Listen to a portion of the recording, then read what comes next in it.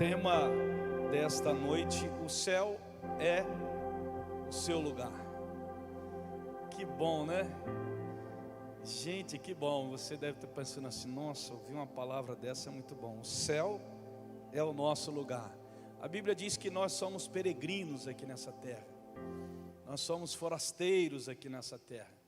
Nós somos visitantes aqui nessa terra. O salmista Davi, ele no Salmo 39, ele fala exatamente o seguinte: mostra-me, Senhor, o fim da minha vida e o número dos meus dias, para que eu saiba quão frágil sou. Deste aos meus dias o comprimento de um palmo, a duração da minha vida é nada diante de ti. De fato, o homem não passa de um sopro. O céu é o nosso lugar. Nós estamos aqui exatamente de passagem. E há três questões básicas da vida que nós precisamos refletir sempre. A primeira questão básica é a existência da vida. Ou seja, por que eu estou vivo? Por que eu estou aqui? A segunda questão básica da vida é o significado da nossa vida. Ou seja, o que significa isso, pastor? Eu tenho valor? Qual é o meu valor? E a terceira questão básica da vida que nós precisamos refletir é o significado da intenção. Qual é o propósito de eu estar vivo? Qual é o propósito de Jesus ter morrido e pago um preço inestimável pela vida de cada pessoa? Isso nós precisamos sempre estarmos refletindo, né? Nossa vida aqui é uma vida transitória, uma vida breve, é uma vida temporária. E para que nós entendamos isso de uma forma mais prática, nós precisamos ter o conceito da eternidade. Ou seja, que a vida aqui é breve e que na verdade ela é temporária. A eternidade com Deus é o nosso grande desafio, é o nosso grande alvo, né? A nossa eternidade com Deus. Por isso que o céu é o nosso lugar. O céu desceu para que você e eu encontrássemos o caminho desse lugar.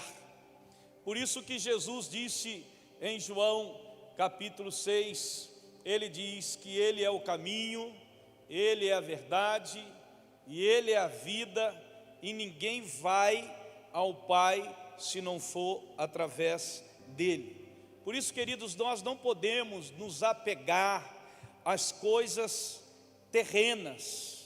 Nós temos que estar voltados os nossos olhos para a oração e para aquelas coisas que são espirituais.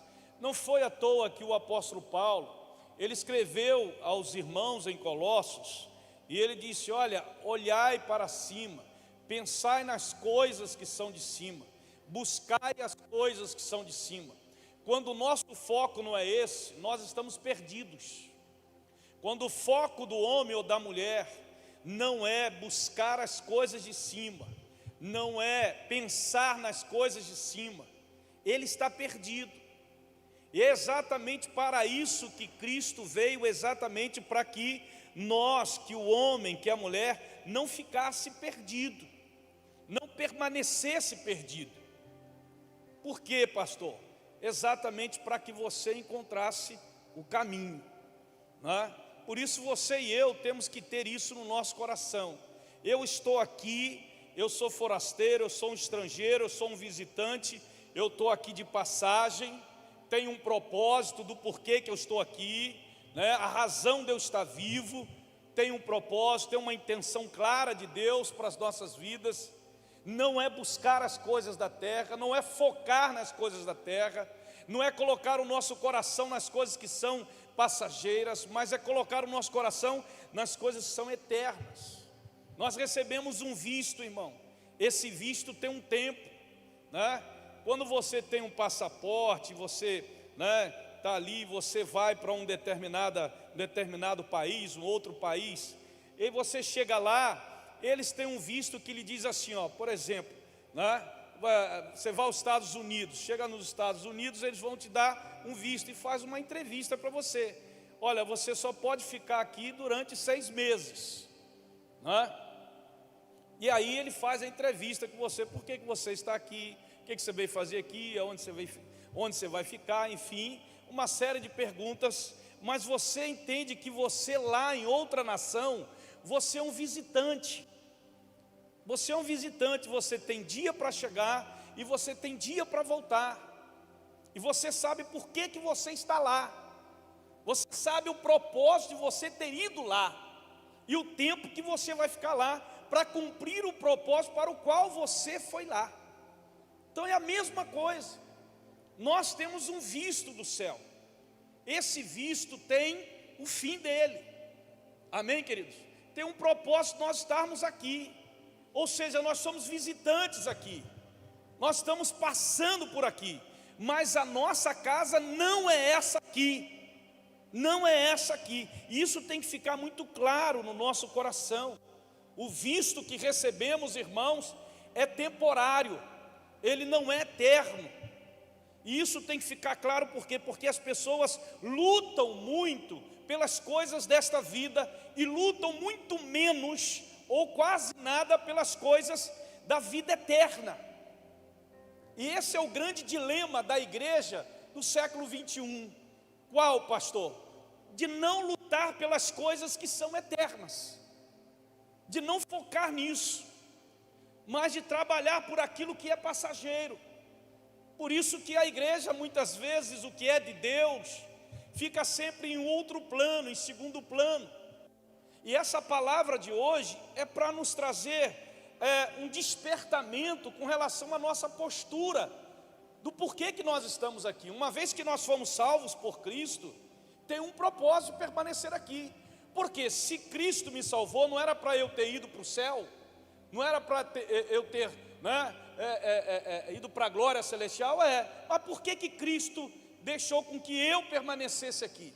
Porque tem um propósito. E o propósito de Deus nunca é efêmero, nunca é passageiro. O propósito de Deus nunca é trabalhar ou focar naquilo que nós não vamos levar para o céu. É sempre naquilo que nós vamos levar para o céu. E as outras coisas, fique tranquilo, as outras coisas Ele acrescenta. Amém? Ele acrescenta. Ah, pastor, então eu não devo trabalhar, eu não devo me esforçar nisso, naquilo. Eu não estou dizendo isso. Eu estou dizendo que quando você coloca o teu coração nessas coisas, tá? É que você está errado, é que você está perdido. Quando você coloca o seu coração no trabalho e não num Deus que te dá o trabalho, você está perdido. Quando você coloca o coração nos seus ideais passageiros, nas suas propostas passageiras, você está perdido. Quando você esquece de olhar para o Senhor e daquilo que Deus requer de cada um de nós, como missionários aqui nessa terra, como peregrinos, como passageiros aqui nessa terra, nós estamos perdidos. Há muita gente dentro das igrejas perdidas. O que fazer? Pelo que eu devo lutar? Né? O fato de eu fazer uma faculdade, o fato de eu lutar para ser promovido num trabalho, nada disso diminui, não. O problema é que aquilo se torna o meu foco principal. E em razão daquilo ali, eu acabo deixando aquilo que é eterno de lado. Eu não tenho vida com Deus, eu não evangelizo, eu não discipulo, eu não busco vidas, é assim. E a igreja vai, eu acabo me envolvendo com o mundo e participando das coisas que eu não devo participar, porque o nosso coração não está nele. E é muito importante a gente, querido, se lembrar disso. Se lembrar de quê, pastor? Primeiro, de que Deus tem algo melhor e maior para a nossa vida. Amém? Agora pensa no melhor e maior. Não pode ser aqui na terra. Por quê, pastor? Não pode ser aqui na terra. Porque o melhor e maior, Deus já trouxe do céu para a terra para nós. Na terra nós já temos o melhor e o maior. Quem? Quem? Jesus. Nós não precisamos de mais nada, irmão. Com Ele nós vamos vencer todas as dificuldades. Nós iremos morrer, mas nós não iremos abrir mão dessa fé que nós temos. Então, o melhor, porque tem, pastor, o melhor está por vir. Não entenderam essa frase. A frase quer dizer que o melhor que está por vir não é aqui, na terra. O melhor que está por vir é no céu. Você está entendendo, irmão? O melhor que está por vir é no céu. Porque o céu já trouxe o melhor para nós aqui. O salmista Davi, o rei Davi, ele afirmou assim, ó, a declaração que ele fez: o meu maior bem, o meu único bem nessa terra é o meu Deus. Um homem riquíssimo, cheio de poder, autoridade sobre a nação de Israel naquela época, disse que o maior bem, o único bem que ele tinha na terra era o Deus dele, era o Senhor. É a única coisa que nós temos aqui, irmãos. É a única coisa que desceu do céu, é a melhor coisa, a maior coisa que nós temos dessa terra, é Ele. Por isso que a Bíblia diz que é por Ele, para Ele, por meio dEle, são todas as coisas. Tudo se converge para Ele, tudo está nele. Por isso nosso foco não pode ser em outra coisa. O apóstolo Paulo, já exortando aos nossos irmãos na cidade de Filipos, ele diz assim: o destino deles é a perdição, o seu Deus é o estômago, e eles têm orgulho do que é vergonhoso. Só pensam nas coisas terrenas. A nossa cidadania, porém, está nos céus, de onde esperar ansiosamente o Salvador, o Senhor Jesus Cristo. Nós não somos cidadãos desse mundo, irmão, mas nós estamos nele, pastor. Estamos, mas nós somos cidadãos daqui não. Nós não lutamos pelas coisas que vão perecer, nós lutamos pelas coisas que são eternas. Aleluia! Você entende isso, irmão? Isso é muito importante você entender. Quando fala com Cristo melhor está por vir. Então há muitas pessoas que só pensam nas coisas terrenas, que ele vive para comer, sabe, para o orgulho pessoal, pela aparência dele, pelas coisas dele. O que acontece com essa pessoa quando ele foca só nessas coisas que são passageiras? Ele está perdido. Diz o apóstolo Paulo aqui que é perdição para ele. Será que existem tantas pessoas assim perdidas, que embora saibam qual é o caminho, qual é a vida, qual é a verdade, mas focam a sua vida naquilo que é passageiro e não naquilo que é eterno? É um alerta para nós, porque o Senhor, Ele nos faz lembrar disso, que Ele tem algo melhor e maior para a nossa vida. Então tem sim, pastor, tem. Se você acompanhar o estudo que nós estamos fazendo, estamos ministrando, no livro de Apocalipse, nós vamos terminar agora, faltam mais 2 capítulos, eu já estou no capítulo 20 e 21, isso é o último capítulo, os últimos 2 capítulos. Você vai perceber, querido, que a nossa história não termina aqui. A morte não é o fim, a morte é o começo. Você tem que entender isso. Por que muitos crentes não entendem isso? Porque ele entende que quando morrer acabou. Acabou, pastor, vou para o céu. E parece que o céu não tem continuidade, parece que o céu não tem vida, parece que o céu não tem mais nada. É o contrário, querido. É o contrário. Então perceba, nós não fomos criados e formados para morrer, nós fomos criados e formados para durar para sempre. É um erro, querido, presumir que a meta de Deus para a nossa vida aqui na terra são nossos sentimentos, nosso bem-estar, nossa prosperidade material, nosso sucesso pessoal, como determina o mundo. Então você vai ter sucesso pessoal, você sabe, essa é a meta de Deus para nós. Não, estamos errados, irmãos. A meta de Deus para nós não é prosperidade, não é sucesso, sabe, não é o nosso bem-estar, não é o nosso, talvez você se escandalize agora, não são os nossos sentimentos que eu sinto, que eu devo sentir. Não, a meta de Deus para nós é outra, querido. Porque se nós pensarmos assim, o que seria de Paulo, de Pedro, de João, sabe, homens que deram a vida pelo Evangelho e morreram da forma como morreram? Será que Deus não se preocupou com os sentimentos de Paulo, sabe, com a dor de João Batista, né? com o sofrimento de João lá na ilha de Patmos? Será que o Senhor fez vista grossa para Tiago, sabe, o apóstolo Tiago, que morreu, sabe?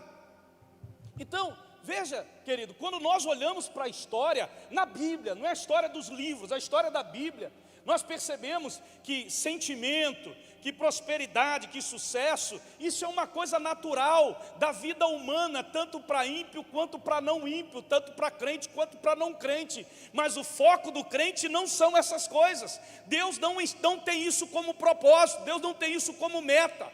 A Bíblia diz que essas coisas nos serão acrescentadas, na medida em que eu buscar primeiro o reino de Deus e a sua justiça.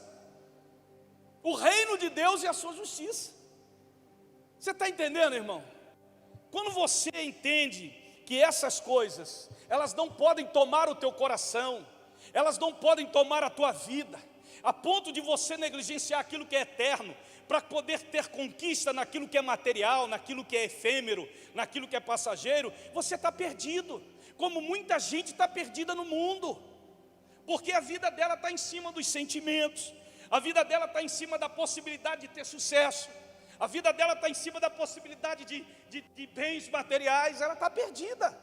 No momento em que você entende que a vida com Cristo deve ser pautada em cima daquilo que é eterno, busque as coisas que são de cima, pense nas coisas que são de cima. Ah, mas pastor, não posso pensar nas coisas. Irmão, quando ele fala ali, ele está colocando isso como prioridade. Isso é prioridade. Não pode ser secundário essas coisas. Nós estamos invertendo os valores, nós estamos colocando a vida nesse mundo, sabe, como prioridade, e a vida espiritual como algo secundário na nossa caminhada. Estamos errados. Por quê, pastor? Porque o céu é o nosso lugar, irmão. Aqui não é o nosso lugar.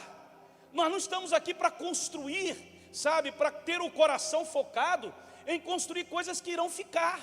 Se elas acontecerem, louvado seja o nome do Senhor, porque Deus diz que acrescenta.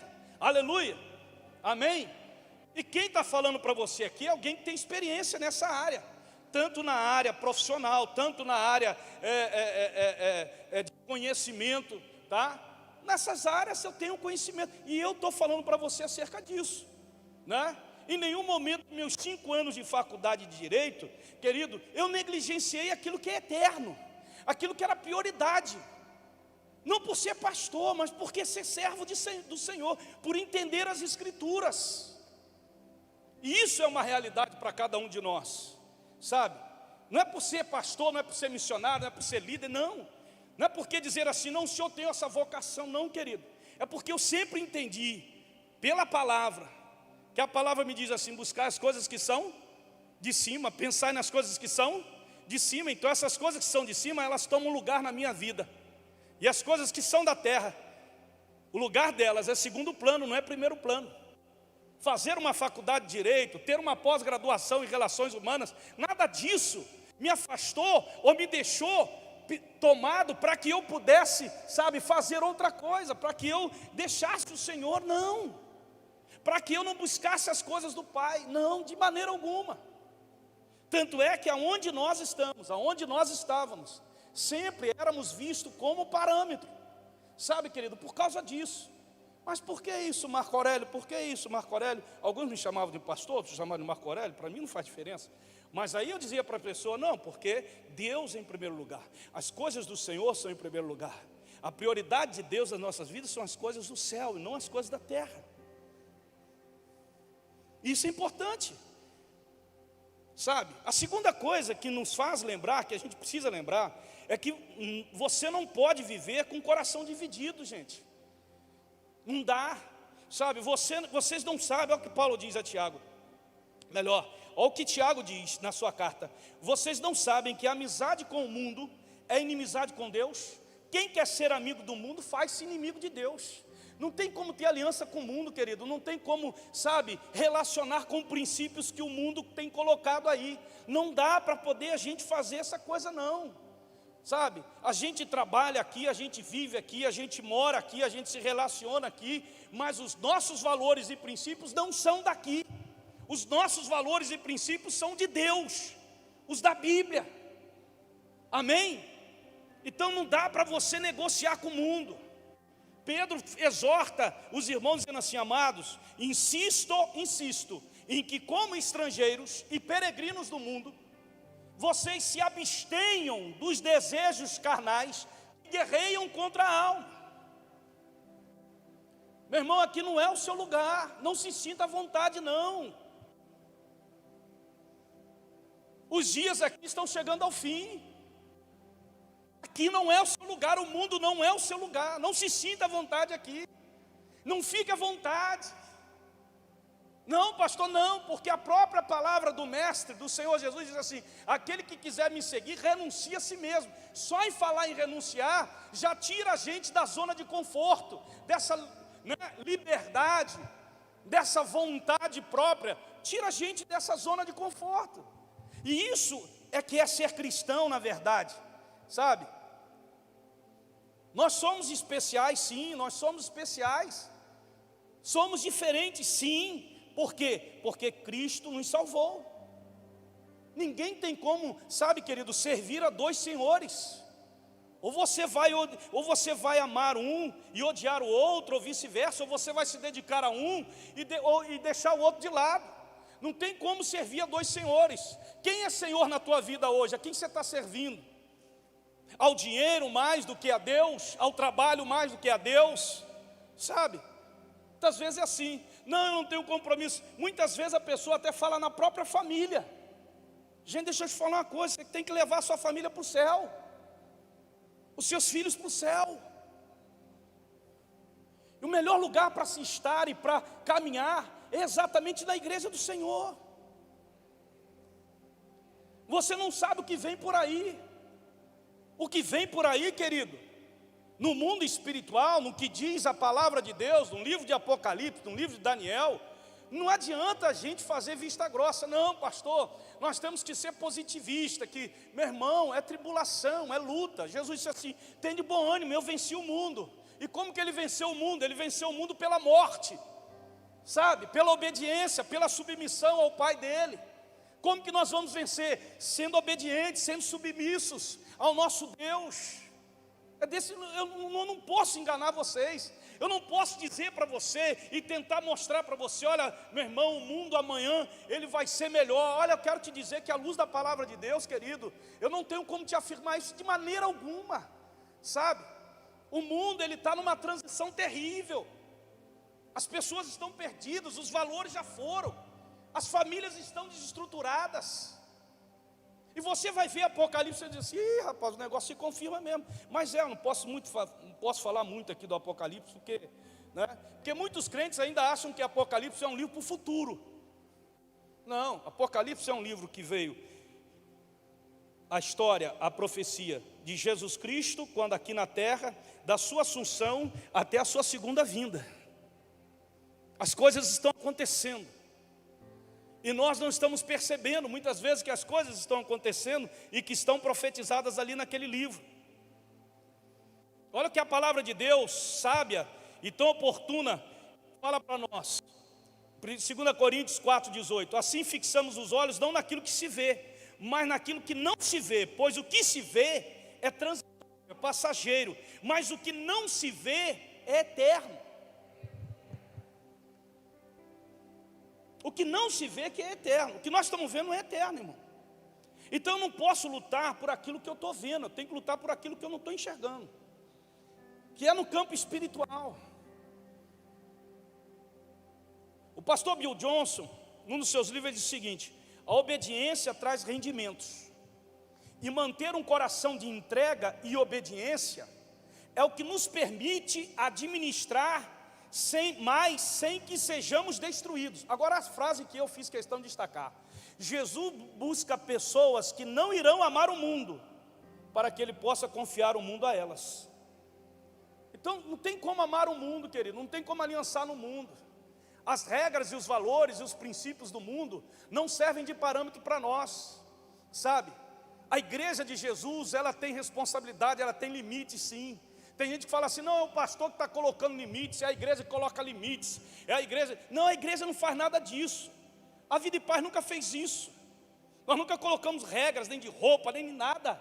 Sabe por quê, querido? Porque nós não precisamos fazer isso, porque a Bíblia já fala sobre isso. A Bíblia fala sobre os princípios, como eu devo andar, como eu devo me vestir, como eu devo me relacionar. A Bíblia fala sobre todas essas coisas, onde eu devo estar, como não devo estar. É a Bíblia que coloca limites. E quando você muitas vezes olha para a igreja, mas a igreja acaba discriminando determinada classe de pessoas menos favorecidas, ou pessoas que são discriminadas pela sociedade. Deixa eu te dizer uma coisa, querido, com muito carinho. A igreja não discrimina ninguém. Ela não discrimina ninguém. A igreja prega a palavra. A palavra que é para mim, é para você. A palavra que é para um bêbado, é para um homem culto também. A palavra que é para uma prostituta, é para uma mulher também que não é prostituta. A palavra, sabe, a palavra é a mesma. Não temos que inventar a roda, não temos que, sabe, não. Mas a palavra coloca limites para nós. Sede santo porque eu sou santo. Renuncie a si mesmo, tome a sua cruz e siga-me. A palavra vai colocando limites. A palavra nos mostra como devemos fazer. Então não há discriminação. Sabe, quando fala assim, a igreja está discriminando pessoas assim, ou gente assim. Não, a igreja está discriminando. A igreja está pregando a palavra. A palavra. Não é a palavra da igreja batista. Não é a palavra do pastor Marco Aurélio, sabe, ou dos pastores da igreja. É a palavra de Deus. Assim como serve para mim, serve para o pobre, serve para o rico.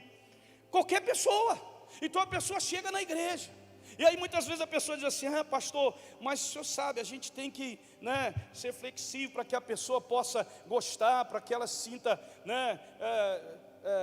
interagida, para que ela se sinta, tem uma palavra muito, muito colocada hoje em alguns livros, inclusiva, uma igreja inclusiva, a igreja que recebe as pessoas e elas podem permanecer como elas estão, da maneira como elas vivem.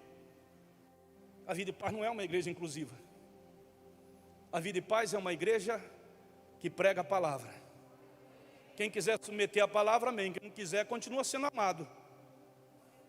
Continua sendo amado. Você está me entendendo, cara? Por quê, pastor? Porque é o céu que é o nosso lugar. Aqui não é o nosso lugar. Amém, querido? E vale a pena qualquer esforço para que a gente possa caminhar nessa direção. Então, camarada, assim, então, para você ganhar, então, um camarada que é drogado, você vai cheirar a cocaína? Para ganhar, então, a prostituta, você vai se prostituir? Para ganhar o camarada que é enrolado lá, que faz as barganhas dele lá, você vai fazer a mesma coisa para que ele, poxa, eu gostei dessa igreja, essa igreja não pega no pé da gente, essa igreja não é legal, deixa a gente, livre para a gente viver assim como a gente quer. Não, aqui não, irmão. Aqui não. Aqui tem a palavra. Eu vou pregar a palavra. Vou pregar a palavra. Gostou, gostou, não gostou, não posso fazer nada, a palavra não é minha. A palavra é dele. Você sabe, você está entendendo isso, irmão? Está entendendo isso? É a igreja de hoje.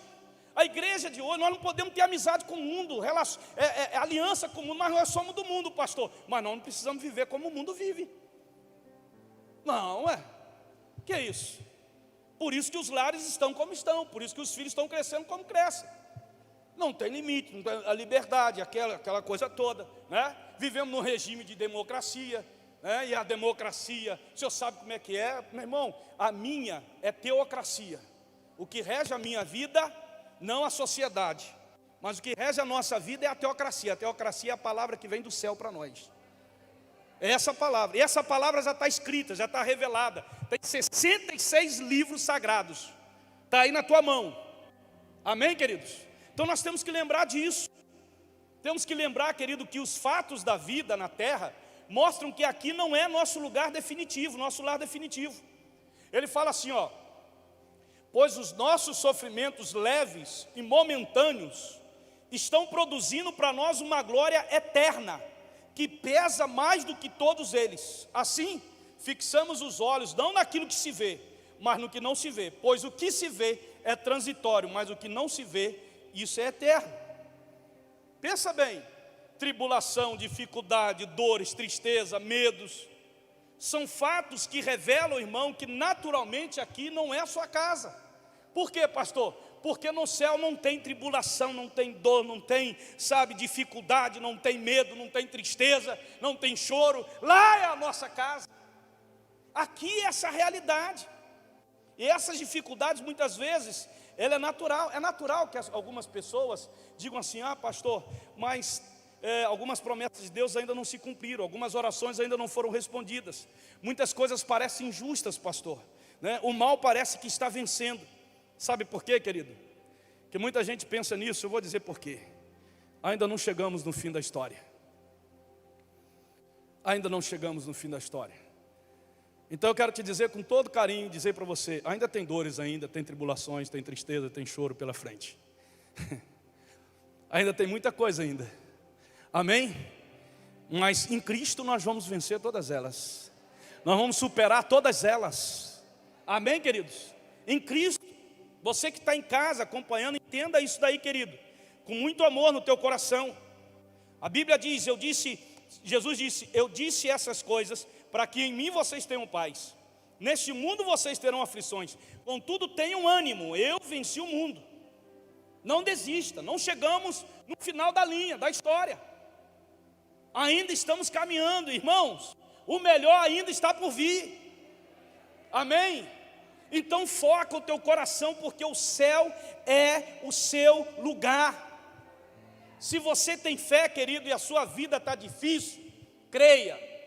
O que, pastor? Que não chegou ainda ao fim. E eu vou te dizer uma coisa. Pensa numa coisa.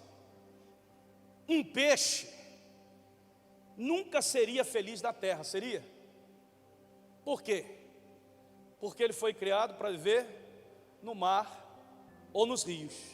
Não é verdade? Um pássaro ou uma águia jamais será feliz da terra com as suas asas cortadas, porque ela foi feita para voar. Amém? Você está comigo aqui? Levante a sua mão assim, ó. Diga glória a Deus. Agora para você nunca se sentirá plenamente satisfeito na terra, simplesmente porque você foi criado para viver eternamente, não aqui.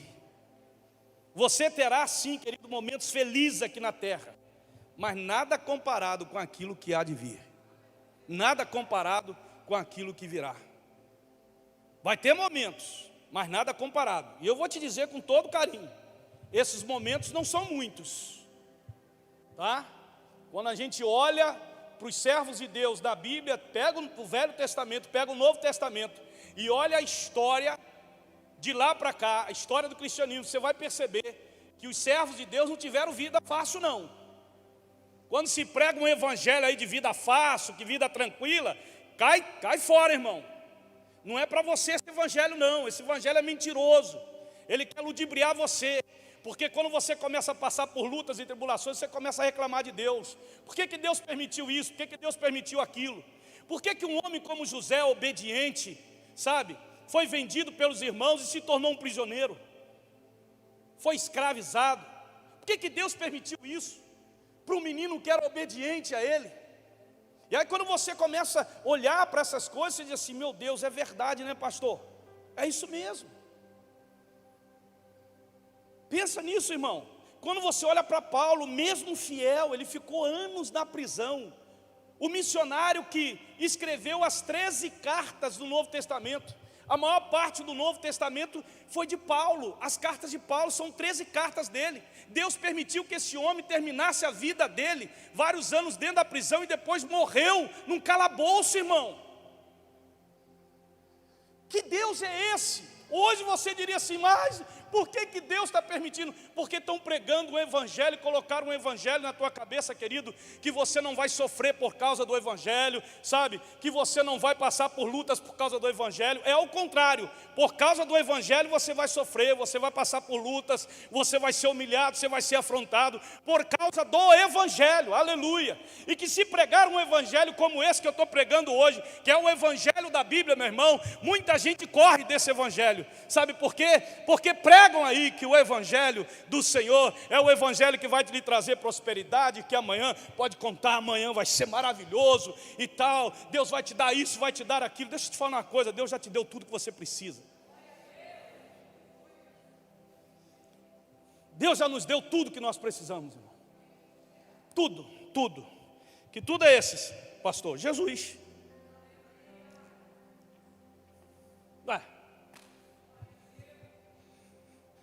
Bíblia diz: se eu sou obediente a Ele, Ele vai me conduzir. A coisa, né? Estarei contigo, né? Guiarei você por águas tranquilas, por pastos verdejantes. Mesmo que você passe pelo vale da sombra da morte, eu estarei com você ali. Aleluia. Então esse Cristo que o Evangelho está dizendo, que o Evangelho diz: ó, o céu é o seu lugar. Quando você olha para João Batista, o homem mais justo da terra, segundo o próprio Jesus, terminou sua vida decapitado, com a cabeça numa bandeja. Meu irmão, que Deus é esse que deixa o profeta dele, sabe, ter a cabeça decapitada numa bandeja por causa de uma prostituta? Que Deus é esse? Gente como essa morrendo, nós podemos morrer, irmão, mas gente como João Batista, como Paulo, como Pedro, e tem mais ainda, irmão.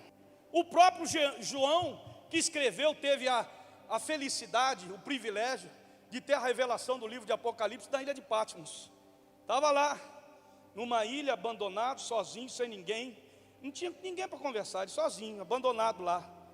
Abandonado, irmão. Hoje, se um cristão ficar assim, ele vai xingar Deus de cima e embaixo. Vai dizer assim: esse evangelho que o pastor está pregando aí, que diz que Deus vai fazer isso, que Deus vai me dar aquilo, que Deus vai me dar aquilo lá, esse evangelho não é verdadeiro não, porque olha só como que eu estou sofrendo.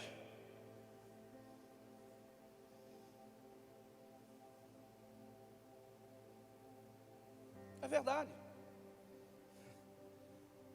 E João, o evangelista João, o apóstolo João, morreu na ilha de Patmos. O apóstolo que mais viveu naquela época, o último apóstolo. Deixa eu te falar uma coisa: o fim da vida não é o fim de tudo, é apenas o começo. Para João Batista, a sua morte foi apenas o começo. Para Paulo, foi apenas o começo. Para Pedro, que morreu crucificado de cabeça para baixo, segundo a história, é apenas o começo. Ei, morrer por causa do Evangelho é apenas o começo. A nossa morte não é o fim, a nossa morte é o começo de coisas grandes e maiores que nós vamos, que Deus tem para nós preparada lá no céu. Deixa eu te falar uma coisa, querido. Ei, a história não termina aqui, tem os próximos capítulos, aleluia. Sua história não terminou, diga assim: minha história não terminou. Aleluia. Quando você morre, a sua história não termina. Termina apenas um capítulo. Tem muitos outros capítulos que vão dar continuidade. Tem gente que acha que o céu, pastor, porque morreu vai para o céu. E o céu, o que vai fazer no céu? Parece que no céu não tem vida, parece que no céu não tem nada. Parece que o céu é o pior lugar possível. E as pessoas não querem morrer, as pessoas não querem ir para o céu.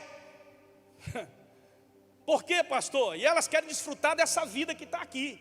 Eu quero desfrutar de tudo. É porque você não sabe o que Deus tem preparado para você lá no céu, aleluia. Porque se você tivesse noção, se você tivesse fé para entender que aqui não é o fim, que na verdade a sua morte não é o fim, é o início de uma vida eterna com Deus lá no céu, na casa que Ele preparou para você. E Ele disse para os seus discípulos: não se turbe o vosso coração, crede em Deus, crede também em mim. Na casa de meu pai há muitas moradas. Se não fosse assim, eu vos teria dito: vou preparar-vos lugar. Aleluia. Há uma casa que está esperando por nós. A sua casa não é essa aqui. Aleluia. Glória a Deus. Mas trazendo para o mundo atual, ou seja, trazendo para uma realidade fora da Bíblia, nós podemos dar um exemplo do pastor batista Martin Luther King, que ele diz que é defensor, ele como defensor dos direitos humanos, Prêmio Nobel da Paz, morreu assassinado. Como é que Deus deixa matar um homem desse, gente? Hein? Me explica aí agora, vocês que são bons de Bíblia. Me explica. Como que Deus deixa um homem desse morrer assassinado? Não é verdade?